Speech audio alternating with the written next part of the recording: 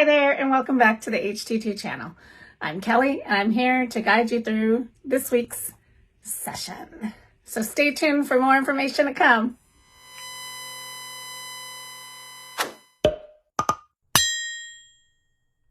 Hi there, and welcome back to the HT2 channel. This week we're going to talk about a few things that you can do to better prepare your home. And generally we recommend that you do this at daylight savings time or near or around that time. So if you didn't do these when our clock set back, you can certainly do them now.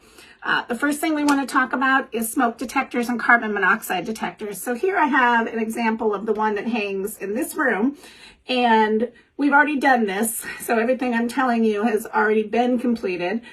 We replaced the batteries in the back. So there's three AA's, and so these are brand new. And then we also pressed the button to test that it was functioning, and it does. I'm going to save your ears from testing it again. And then the third thing that we did, which is recommended by most smoke detector manufacturers, is we vacuumed out the vent holes. We just took the attachment from our vacuum cleaner, brought it up to the vent holes, and suctioned it for 30 seconds or so. And then we popped it back up on the wall. So, smoke detector, woo! The next thing I want to talk to you about are fire extinguishers. So fire extinguishers are great to have, and everyone should know how to use them.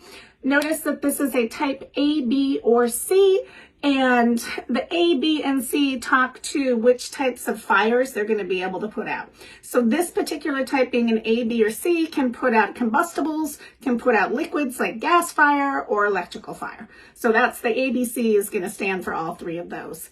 So have a fire extinguisher on every floor of your home, and in particular have one in your kitchen, preferably near an exit. You want to make certain that you have the means to get out and not have the fire in between you and any sort of exit point. So have them stored near an exit on every floor, and teach your family how to use them. There is a great video out there that Kitsap County Fire Department put out a number of years. I know it's on YouTube still. So go hunt for that. Look up PASS, P-A-S-S, and you will find it. It's really good. It's a simple acronym to remember.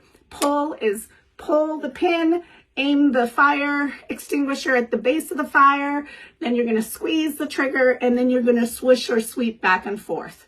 And this will put out a fire, not a huge fire. So if it's a huge fire, get out.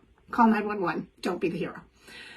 One last thing about the fire extinguisher, check it on a monthly basis to see that that arrow is in the green. So you can see that that yellow arrow is in the green and it is good to go. If it's not, then it's probably time to get a new one.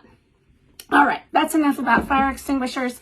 The last thing we wanted to cover was what's in your kit and what you need to check on in your kit.